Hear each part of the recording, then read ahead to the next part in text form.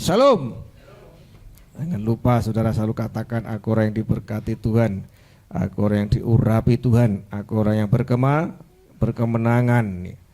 Saudara, nah ini banyak yang absen karena di belakang ada yang meninggal saudara.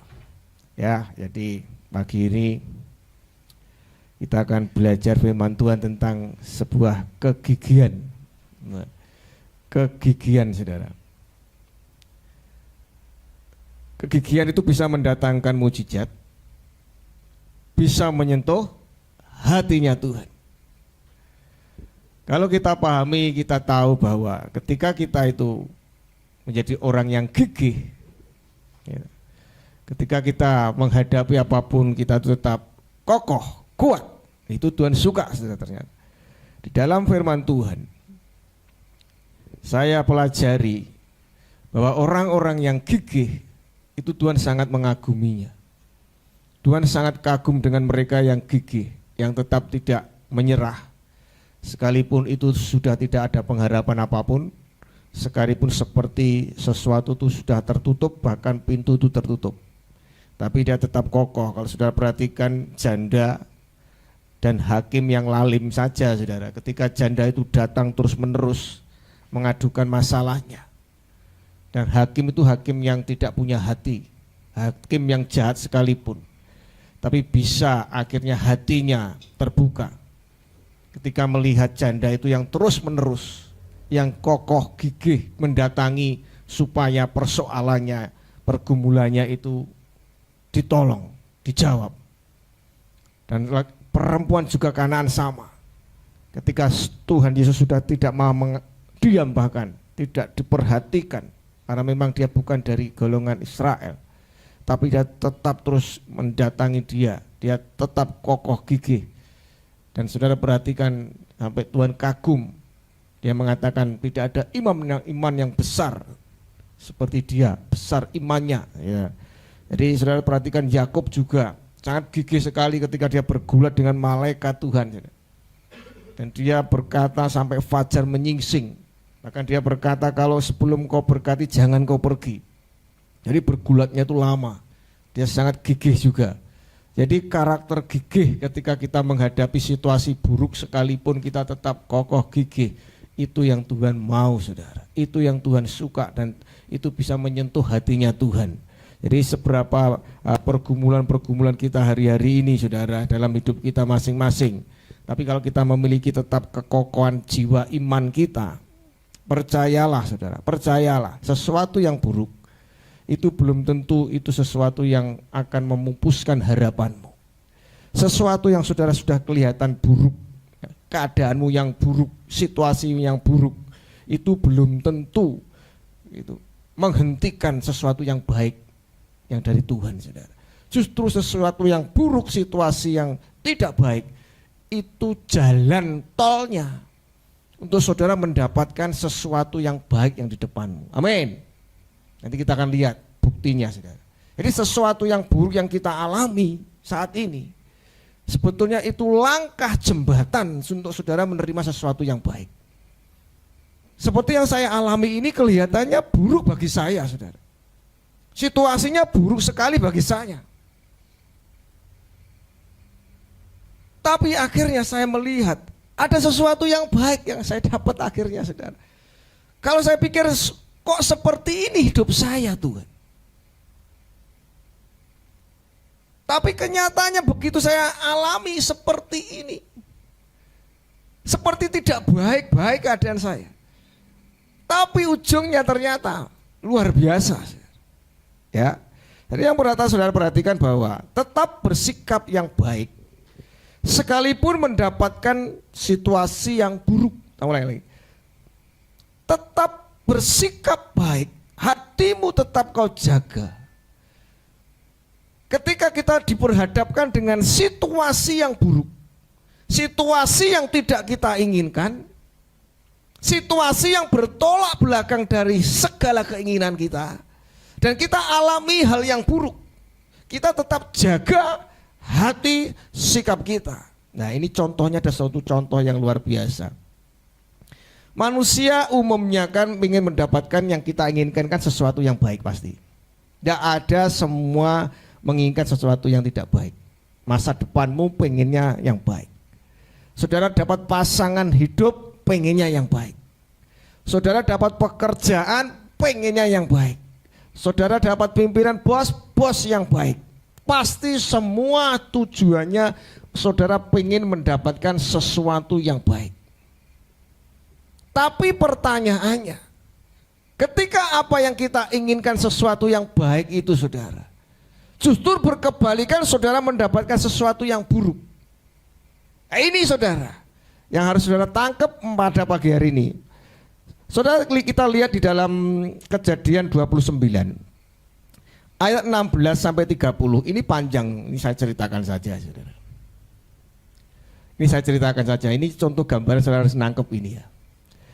Yakub pengen mendapatkan Rahel, ya kan? Karena Rahel cantik, menarik, pengennya Yakub.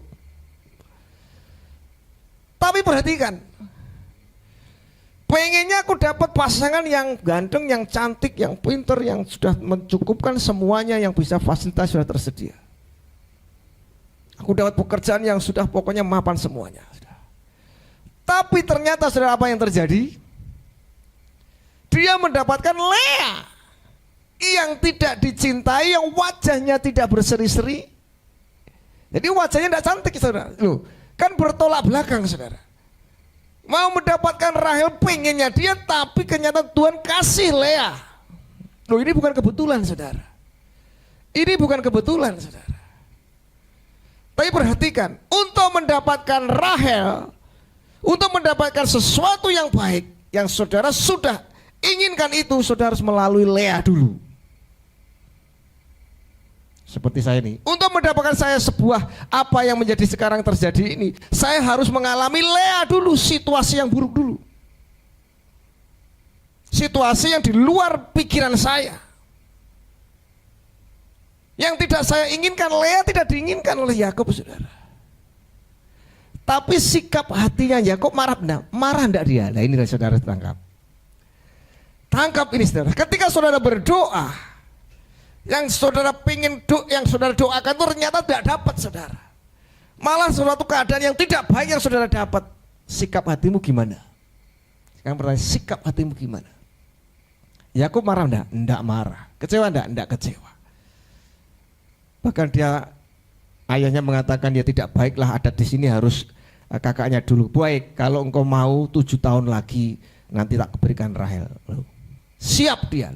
Perhatikan, ini saudara tangkap. Dia tidak kecewa, dia tidak marah dengan mertuanya, tidak saudara. Ini sikap hati ketika saudara apa yang saudara dapatkan ternyata tidak sesuai. Tidak kecewa, dia tidak, tetap siap menjalaninya. Luar biasa saudara. Justru dengan yang tidak disukai, keadaan yang tidak baik ini, akhirnya dia juga mendapatkan Rahel. Amin. Ditangkap saudara.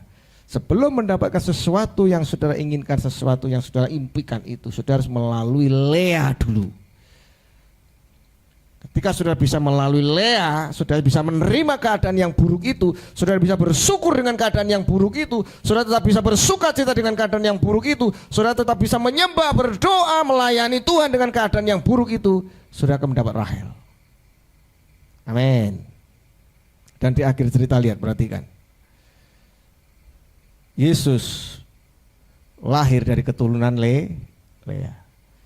Dari Lea itu Yehuda. Perhatikan, situasi yang buruk itu belum tentu membuat kita buruk selamanya. Luar biasa saudara. Dan saudara perhatikan, ketika matinya Yakub, dia berpesan apa? Kuburkan aku di samping Lea, bukan Rahel. Padahal yang dicintai Rahel. Ini sekali lagi, situasi keadaanmu yang saat ini mungkin tidak baik-baik saja, itu sebagai jembatan saudara untuk nanti mendapatkan hal yang baik, Rahel itu saudara. Yes, Tuhan kadang memberikan sesuatu yang tidak Anda sukai. Saya ulangi lagi saudara. Tuhan kadang memberikan kepada kita sesuatu yang tidak Anda sukai. Justru diberikan oleh Tuhan. Nah ini kan antik, Tuhan tuh antik memang. Tuhan tuh antik, sangat antik Tuhan itu. Justru Dia memberi sesuatu yang tidak engkau sukai, malah dikasih sama Dia. Karena Dia ingin melihat posisi hatimu. Posisi hatimu. Ketika kau diperhadapkan dengan sesuatu yang tidak kau sukai. Mungkin ketika saudara mendapatkan istri atau suami yang tidak kau sukai, posisi hatimu terhadap itu bagaimana saudara? Tapi kalau saudara bisa menerima posisi hatimu ketika saudara dapat seorang anak, seorang istri, suami yang tidak sesuai dengan apa yang kau pikirkan dan saudara dapatkan itu, saudara, posisi hatimu baik benar, kau akan mendapatkan Rahel, saudara. Yes, perhatikan baik-baik. Tuhan selalu melihat posisi hatimu. Sebelum saudara mendapatkan Rahel, saudara dapatkan Lea dulu. Saudara mendapatkan mujizat yang terbesar, saudara mendapatkan Lea dulu. Amin. Ini kesaksian yang sepele, saudara. Saya sepele dan saya diajar betul-betul oleh Tuhan, oleh Roh Kudus dituntun. Ketika diajarkan, saya buat di status itu kemarin, saudara. Itu kan seperti Elia dan janda Sarfat. Elia sedang butuh makan, janda Sarfat juga sedang butuh makan. Kalau dia dikasihkan Elia, maka dia selesai, sudah tidak ada makanan lagi, saudara. Sama, saudara. Ada seseorang yang sedang membutuhkan sesuatu. Saya berpikir, Tuhan, Roh Kudus ini gerakkan saya. Keono. Jadi tidak seberapa. Berikan bantuan. Aku tawar menawar. Bapak lah, aku lagi butuh uang ya. Keuanganku butuh banyak ya. Saya sedang perlu uang. Tapi Roh Kudus kuat banget. Keono. Piye iki aku Tuhan? Keono lah tak kei ora iso ngubungi piye Tuhan. Bingung saya, saudara. Ya wes. Nanti ketemulah ngobrol-ngobrol. Sudah perhatikan, begitu saya kayak tidak seberapa lah, kecil itu tidak seberapa sebetulnya. Lihat besoknya, ternyata ketika saya didorong kuat untuk ngei, saya tahan ngei, mujizat terjadi, saudara. Yes, dan saya menangkap seperti ini. Ketika kita memperdulikan, membantu, memecahkan masalah orang lain, di saat saudara punya masalah yang juga saudara sedang hadapi, di situ mujizat terjadi, saudara. Saya ulangi lagi, saudara. Janda Sarfat ketika dia punya masalah, jangan aku yang masalah. Kadang kan saudara kan ngomong begini, lah aku dewe masalahku ya, kayak mau ngurusi masalah, kan begitu kan? Tabur tueh ternyata, saudara. Kalau kita memperhatikan masalah orang lain, maka masalahmu juga akan diperhatikan Tuhan. Hukum tabur tueh. Amin. Perhatikan. Tuhan tidak ingin saudara fokus dengan dirimu sendiri, dengan masalahmu sendiri. Di saat kau punya masalah dan orang lain juga punya masalah yang sama, saudara bisa tolong dia. Saudara sedang menarik mujizat untuk datang kepada saudara. Amin. Saudara sedang menarik mujizat untuk datang kepada saudara. Sedang menarik mujizat untuk datang. Dan saya terbukti, saudara, saya baru langsung, saudara. Saya kaget, Tuhan. Mujizat, saudara. Jadi segala mujizat itu bisa kita juga ternyata bisa kita datangkan dengan kita sendiri, saudara. Ya. Jadi mulai saudara yang bergumul dengan persoalanmu, bantuan orang yang podo masalah dengan saudara. Janda Sarfat, tak ingat, oh iya janda Sarfat ya. Saudara perhatikan ketika Daud Siklak dibakar, dia bingung cari jalannya orang Mesir, orang yang tadi menyerang Siklak kemana arahnya. Dia tolong orang Mesir itu, saudara. Yang sakit yang ditinggalkan itu, saudara, perhatikan. Dia tolong itu, dia rawat sembuh, dia kasih petunjuk lewat sana, loh. Jadi apa yang saudara lakukan, ya toh, ketika saudara memecahkan masalahnya orang lain, masalahmu sendiri akan Tuhan tolong pecahkan juga. Amin. Ya, kebanyakan kita kan fokus dengan masalah kita sendiri, saudara. Padahal Tuhan sendiri mengatakan serigala punya liang, burung punya sampai Yesus saja tidak mempedulikan diri. Masalah dia ya enak, saudara, dikejar-kejar terus. Ya, terus iblis tidak mau melihat kita diberkati menuai dalam kelimpahan. Dalam Matius 12 Matius 13 itu ya. Ayat 24-25 itu kan Yesus membentangkan sebuah perumpamaan. Saya menarik di sini, saudara. Saya sangat menarik di sini. Yesus membentangkan suatu perumpamaan lain lagi kepada mereka, katanya, hai, hal kerajaan surga itu seumpama orang yang menaburkan benih yang baik di ladangnya. Tetapi pada waktu semua orang tidur, datanglah musuhnya menaburkan benih lalang di antara gandum itu lalu pergi. Perhatikan. Kita kan sering suka melakukan hal yang baik, sudah. Melayani Tuhan baik, menolong orang baik lah, sekolah pokoknya baik. Kita menabur yang baik. Tapi saudara perhatikan, kadang-kadang saudara, iblis itu tidak mau saudara itu menjadi orang yang benar, yang baik, yang diberkati. Kan menabur benih yang baik kan harusnya tumbuhnya kan ya baik, saudara. Ini malah ada ilalang, ada gandum di ilalang di situ, saudara. Artinya apa, saudara? Saudara tidak perlu kecewa ketika saudara sudah melakukan sesuatu yang baik, saudara melakukan sesuatu yang benar, tapi tiba-tiba ada hal yang mengecewakan saudara. Saudara tidak perlu ini kecewa, dikatakan biarlah lalang itu tumbuh bersama dengan gandum itu. Jangan dicabut, saudara. Kadang-kadang kita seperti itu, saudara, merasa langsung kecewanya minta ampun, saudara. Ya, jadi sekali lagi, kadang iblis itu memang tidak mau saudara itu diberkati. Tidak mau saudara itu hidup baik. Tidak mau saudara itu hidup benar. Tidak mau rumah tanggamu itu bahagia. Tidak mau pelayananmu berhasil. Tidak mau segala usahamu berhasil. Saudara perhatikan, malam-malam dia nyelinap masuk, saudara. Ya, jadi sekali lagi di sini bahwa iblis itu tidak menyukai, tidak mau melihat kita diberkati. Kalau saudara tidak gigih dengan Tuhan, ya kita kehabisan, Tuhan.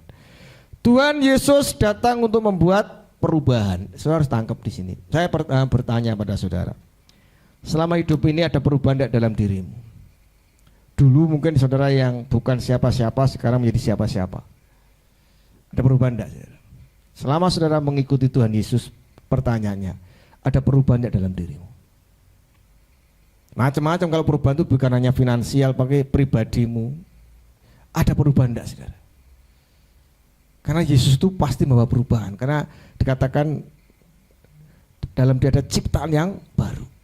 Dan itu dibuktikan anaknya Pak Ar, saudara, Diva. Kemarin saya sempat ngobrol sebentar. Kaget juga, dia juga gumun.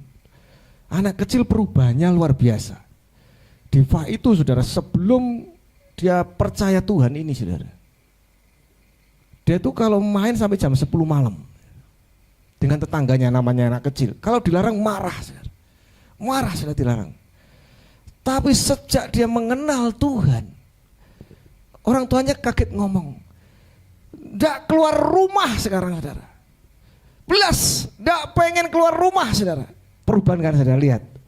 Anak kecil, saudara, tidak keluar rumah, tidak main lagi. Kalau main sampai 10 malam loh, saudara. Karena memang lingkungan sekitar.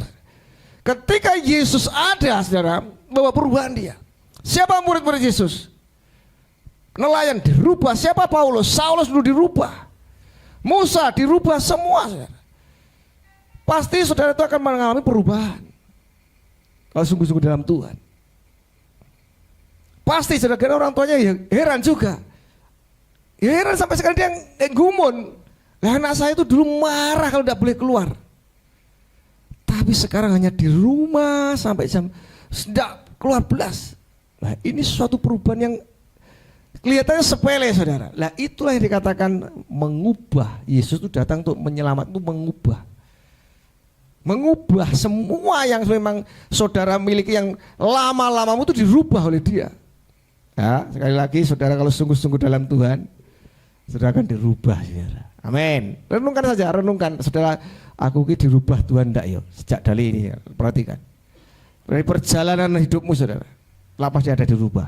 Ada perubahan-perubahan, pasti, saudara. Kalau tidak ada perubahan ya masih harus tanda tanya saudara ya. Karena dikatakan kamu akan kuberikan hati yang baru, roh yang baru di dalam batinmu, dan aku akan menjauhkan dari tubuh hati yang keras dan kuberikan baru hati yang baru. Terus ini judulnya besok saudara, saya kasih judul pintu yang tertutup. Nah, besok judulnya khotbahnya pintu yang tertutup. Nah, kita kupas sebentar ya. Kalau Tuhan sudah membuka, tidak ada yang bisa menutupnya. Dan kalaupun sudah menutup, tidak ada yang bisa membukanya. Kalaupun Tuhan Yesus menutup, berarti dia lakukan untuk kebaikan kita. Saudara, Tuhan itu berkuasa untuk menutup dan membuka pintu. Di Wahyu 3 itu dikatakan ayat 7. Jadi sekali lagi Tuhan itu berkuasa untuk membuka dan menutup. Kalau andai kata itu ditutup oleh Tuhan, saya percaya Tuhan mengasihimu. Tuhan tahu keadaanmu, Tuhan tahu posisimu. Mungkin sudah ditutup dari pekerjaan ketika bosmu gini, karena tahu bosmu itu tidak baik. Dan kadang sudah perhatikan, Tuhan menyingkirkan seseorang dalam hidupmu karena Tuhan tahu mereka tidak baik bagimu. Tuhan kadang menyingkirkan seseorang dari hidupmu karena Tuhan tahu itu tidak baik bagimu. Jadi sesuatu yang ditutup kelihatannya itu buruk, keadaan itu kelihatannya tidak baik, itu sebetulnya Tuhan sedang mengasihimu. Amin. Tuhan sedang mengasihimu, saudara berpikir positif saudara. Kalau sampai Tuhan menutup, berarti Tuhan itu sedang mengasihimu. Berarti dia tahu apa yang akan terjadi ketika kamu teruskan, ketika pintu itu dibuka. Tapi kalau dia sudah membuka, minyak itu tidak akan pernah kemana-mana. Tak ulang lagi. Ketika sudah dibuka oleh Tuhan, minyak itu tidak akan kemana-mana. Ketika Samuel suruh mengurapi anak-anak daripada Isai itu saudara, 7 anaknya diurapi, tidak Tuhan ngomong. Tapi lihat, kalau sudah Tuhan buka ke Daud, minyak itu tidak beralih dari Daud saudara. Biarpun Daud sedang mengembalakan di luar, tapi minyak itu tetap ke Daud. Nah itu yang dikatakan dibuka, tidak bisa ditutup. Isai menunjukkan anak-anaknya, tidak semua, tidak. Di depan itu Tuhan ngomong bukan ini. Biarpun Daud tidak dimunculkan, tapi minyak itu tetap di Daud. Harus tangkap ya. Jadi ketika pintu itu ditutup, saudara tidak perlu kecewa. Kita sudah ditinggalkan dengan orang-orang di sekelilingmu, tidak perlu kecewa. Karena Tuhan tahu yang terbaik bagimu itu. Amin. Yes. Jadi segala sesuatu yang sedang saudara alami, hal yang buruk itu, Tuhan sedang melakukan yang terbaik dalam hidupmu. Yes. Saya ulang lagi saudara. Yang penting posisi hatimu ini penting sekali. Saudara bersyukur, memuji Tuhan, nyembah Tuhan saja sudah. Ketika saudara tetap yang saudara dapat itu tetap hal yang buruk, tapi tetap posisi hatimu itu tetap benar, tidak akan lama.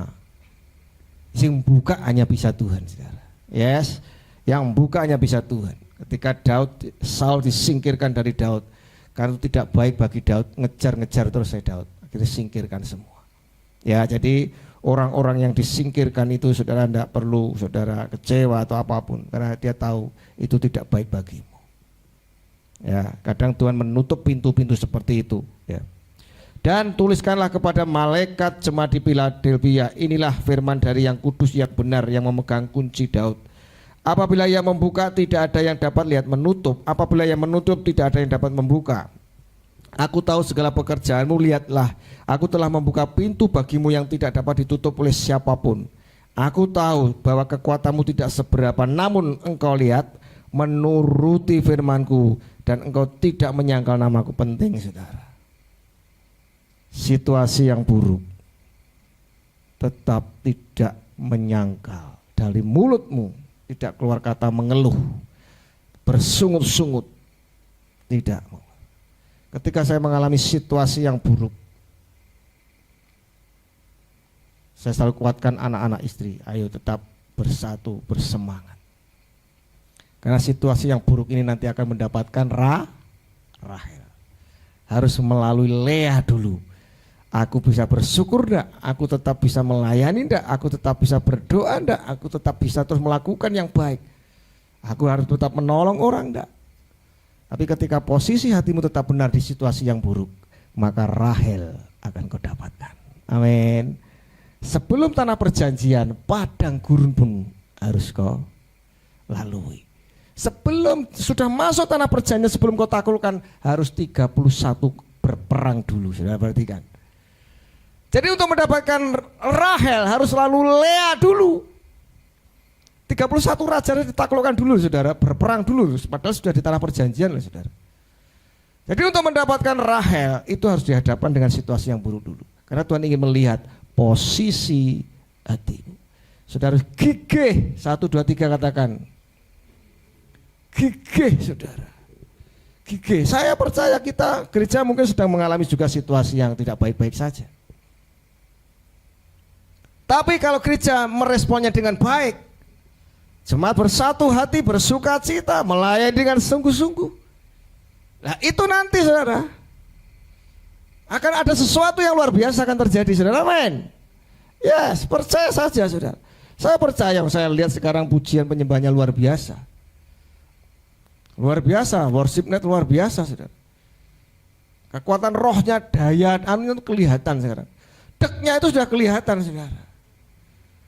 Yes, tinggal tunggu saja tanggal mainnya, saudara. Kan begitu kan, saudara. Ini sekali lagi, kalau Tuhan sudah membuka, tidak ada yang bisa menutupnya. Kalau dia menutupnya, tidak ada yang bisa membukanya. Dan kalau saat ini sedang ditutup oleh Tuhan, sesuatu yang baik sedang menantimu. Sikap hatimu, posisi hatimu tetap jaga. Amin.